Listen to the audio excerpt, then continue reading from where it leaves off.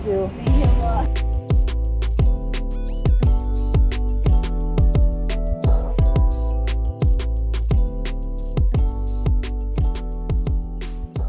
Magandang araw, magandang gabi sa inyong lahat. Sa hindi nakakakilala sa akin, ako nga pala si Kano TV. Purong Ilocano, nangangarap maging paldo pero kinikilusan ko. Magkukwento lang muna ako habang pinapanood nyo ang daily grind ko. Inaaral ang Formula A to C, alam kong DEC, lalo itong pinili kong landas, risky. Ako'y nasa construction industry, that's my day job recently. Ngayon nag-decide mag full-time MC taxi. Wala mang double pay, may year, 13-month pay at bonus. Itong pinili kong ruta para akong nagsusugal. Life is gambling, win or lose, pero may chance. Lagi nyong tatandaan, habang gumigising tayong buhay, ibig sabihin ni Lord, may chance. Sa day job ko dati, inaabot ako ng 10 to 12 hours kasama na pahinga at OT. Minsan lagpas pa. Magaan lang ang trabaho, madalas tawanan at kwentuhan pa, pero ayoko ng mga muhan. Una, sideline ko lang joyride. Pinasok ko din ang Move It. Medyo paldo. Nakabili ako ng GoPro, nakapagpatayo din ako ng fish pond. Maliit lang, hito ang laman. Ito yung business ko ngayon. Mabalik tayo. Kaya pinili ko ang MC Taxi. May tatlo akong dahilan. Una, ayaw ko ng mga muhan. Pangalawa, akin ang oras ko. Pangatlo, gusto ko i-document ang sarili ko. Basically, may freedom ako. Introvert ako dahil sa paiba-ibang tao nakakasalamuha ko. May mabait, masungit, tahimik, madaldal, kupal, astig,